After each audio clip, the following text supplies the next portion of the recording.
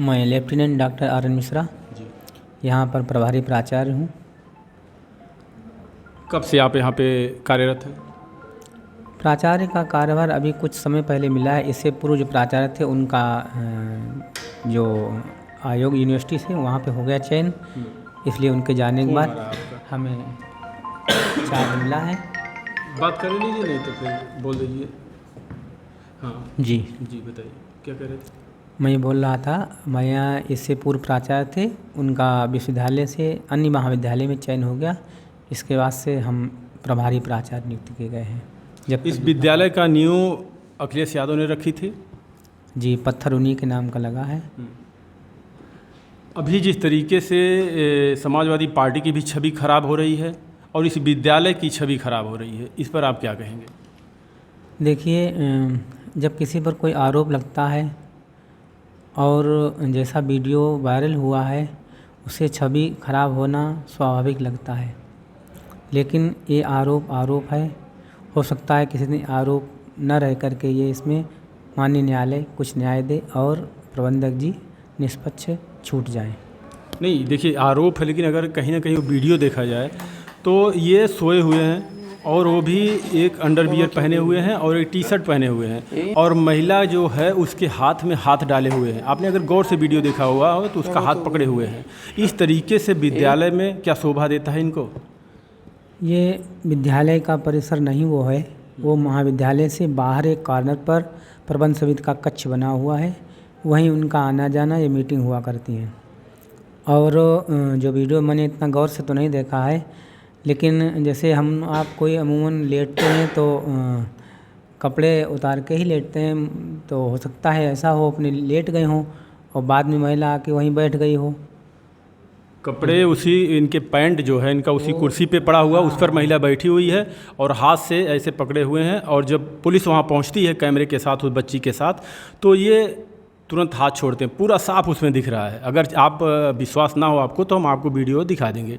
हमारा सवाल सिर्फ यही है, इस तरीके से क्या पहले भी कभी एक्टिविटी ऐसी हुई है, वो आती थी महिला यहाँ पे, या पहली बार ऐसी आई जो होगी आपको अगर जानकारी? इससे पूर्व में हम लोगों ने कभी उस महिला को नहीं महाविद्यालय में नहीं देखा है।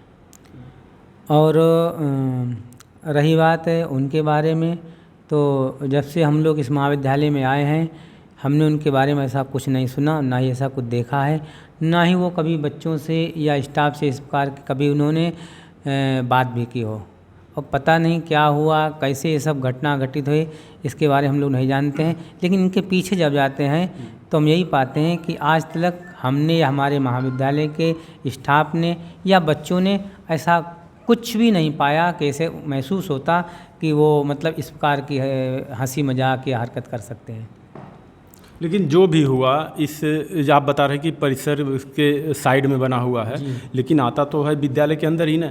लोग यही कह रहे हैं कि विद्यालय में इस तरीके से लोग तरह तरह की बातें कर रहे हैं कि विद्यालय में इस तरीके से इनको शोभा नहीं देता, या भी भाई इतने बड़े आदमी थे, इनको ऐसी बात ऐसे तो कहीं भी शोभा नहीं देता। लेकिन इस तरीके से अगर विद्यालय में हुआ है तो क्या असर पड़ा है विद्यालय पे?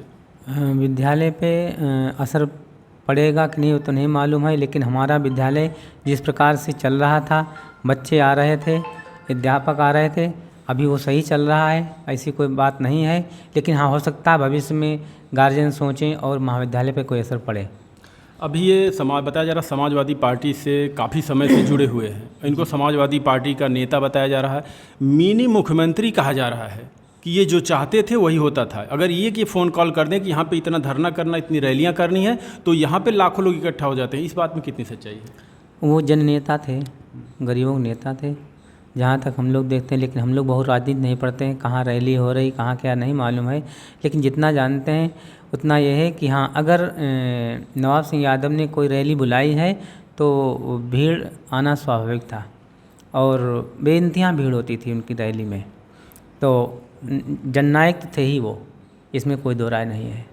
तो अभी आप लोग यहाँ से जाते होंगे बाहर तो कुछ ऐसी बातें सुनने को मिलती है, क्योंकि देखिए जो उनके घर पे हम लोग गए थे तो वहाँ के आसपास के लोग, और जो पिछला एक कांड आपने देखे होंगे मोहित खान का, जी, सभी लोग पूरा देश देखा उसको, तो उसमें अखिलेश यादव ने एक बयान दिया कि समाजवादी पार्टी को बदनाम करने की एक साजिश है। तो क्या उसी तरीके से यहाँ भी लोग कह रहे हैं कि वो समाजवादी पार्टी से जुड़े थे, इसलिए आगे चुनाव है 10 सीटों पे होने वाला है, तो जहाँ जहाँ से हारी हुई भाजपा इसीलिए बदनाम करना चाहती कि इनकी छवि धूमिल हो और ये चुनाव जीते?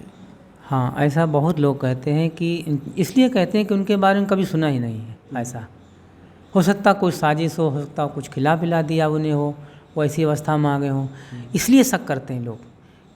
मतलब अभी उनकी उम्र लगभग 45 से 50 बीच में होगी, ऐसा हम लोग देखते हैं। जन्म कुंडली तो नहीं देखी है, लेकिन क्या युवावस्था में ऐसा नहीं किया होगा? कभी तो कोई प्रकाश में आता, इसी चीज़ सामने आती। कष्ट इसी बात का है कि इतना लंबा अरसा निकल गया तब ऐसा कुछ नहीं सुना, तो आज मतलब इतने उम्र होने पर, इतने बड़े नेता होने पर, इतना नाम होने पर कैसे उनसे मतलब उन पर आरोप लग गया, ये बात नहीं समझ में आती। और वो भी विद्यालय में, वो भी विद्यालय में। वो प्रबंधक हैं, क्या उनके दिमाग में ये बात नहीं आओगी अगर मेरे द्वारा जाने अनजाने कोई गलती होगी तो हमारे महाविद्यालय की या हमारी कमेटी के लोग क्या सोचेंगे, समाज क्या सोचेगा? ऐसा विचार तो आए होगा, तो कैसे वो मतलब गलती कर सकते हैं? ये विश्वास नहीं होता है।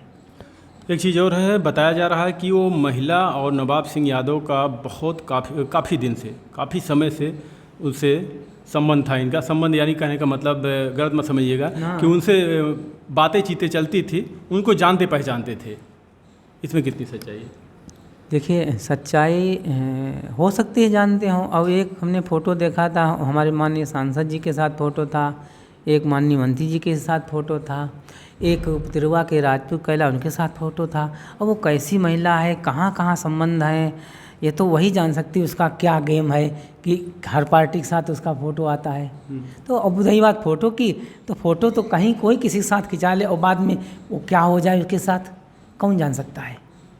नहीं, ये देखिए, अगर हम किसी को जानते नहीं तो इतना बढ़िया से बैठ के उसके साथ तो बातें नहीं कर सकते। हाँ, तो परिचय होगा तभी करेंगे। बुलाए होंगे तभी तो यहाँ आई होगी। अब ये पता नहीं महिला ने बुलाया कि उन्होंने उन्हें बुलाया, ये हम लोग अंदर बात देखिए सर जी, विद्यालय तो उनका है, तो महिला कैसे बुला सकती है? विद्यालय भी उनका है। नहीं, जैसे उन्होंने कहा भाई हमें कोई काम है या किसी बहाने से आ गई हो, फ़ोन उन्होंने उसको किया, ये तो ये न्याय का विषय है, खोज का विषय है। कब बात इसे भी चलेगी, जब माननीय न्यायालय में बात जाएगी तो वकील लोग इस पर भी पुष्टि करेंगे कौन किसे बुलाया है, कैसे आए हैं। हम लोग ये नहीं कह सकते कि कौन किसको बुलाया होगा। उनके गांव के लोग ही, उनके पड़ोसी हैं खास, जो बता रहे हैं कि जो वीडियो में, हालांकि अगर देखा जाए गौर से एक चीज़ और, तो उसमें ये जब पुलिस वहाँ पे पहुँचती है तो ऐसा लगता है कि ये समझ नहीं कुछ पाते हैं। जी, जैसे थोड़ा सा ऐसा लग रहा कि क्या हो गया है, उठे हैं आराम से, कपड़े जैसे नशे में वो हो, ऐसी हालत में दिख रहे हैं। ये उनके घर वालों का ये भी कहना है कि उन्हें कुछ खिलाया पिलाया गया। क्या वो किसी प्रकार का नशा कभी करते थे? कभी नशा नहीं करते थे, पुड़िया भी नहीं खाते थे। कभी कदार हमने देखा नहीं, लोग कहते हैं कभी सिगरेट पी लेते थे कभी कदार। बाकी हम लोगों ने तो यहाँ ऑपरेशन कभी नहीं देखा। हमारे स्टाफ, आप बच्चों से पूछ लेंगे, मिल लेंगे, हमारे स्टाफ पूछें, कभी किसी ने इस प्रकार का देखा ही नहीं। कहीं शादी पार्टी में जाते थे, कोई नहीं कह सकता कभी मतलब छुआ तक हो, मतलब बियर, दारू, मदिरा, कुछ भी नहीं। नशे नाम की कोई लत उनके अंदर नहीं थी। लेकिन उस दिन उनकी हालत वो लग रही थी कि लगता बहुत नशे में हो, वो मतलब अपने होश हवास में ही नहीं है।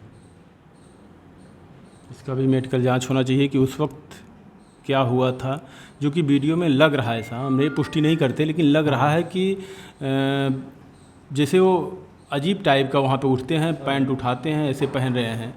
अब आगे देखिए क्या होता है, जांच प्रक्रिया चालू है। बाकी आप सभी लोग कमेंट में अपनी राय ज़रूर बताइएगा कि जो नवाब सिंह यादव के साथ हुआ है, यहाँ भी नाबालिग लड़की, और लोग ये भी जानते हैं कि नाबालिग के साथ जब ऐसा कोई मामला आता है तो उसमें पॉक्सो एक्ट के तहत तुरंत गिरफ्तारी होती है। मोहित खान के केस में देखा जाए, वहाँ भी नाबालिग है। दोनों केस एकदम सिमिलर मिल रहे हैं। तो लोग भी ये सोच रहे हैं कि हर जगह नाबालिग ही ऐसा क्यों हो रहा है। लेकिन गुरुजी, हम कहें आपको जी, लेकिन विद्यालय में तो शोभा नहीं दिया, कहीं भी शोभा नहीं देता है। कहीं भी शोभा नहीं। विद्यालय एक मंदिर है माता का, वहाँ तो कतई नहीं, और वैसे तो कहीं नहीं होना चाहिए चीज़ें। और किसी जैसे अपनी बेटी है ऐसे पराई बेटी है। लेकिन अब वही बात है कि साजिश है क्या है, इसका निर्णय माननीय न्यायालय करेगा, हम आप शायद नहीं कर सकते हैं। जी बिल्कुल, हम आप नहीं कर सकते हैं।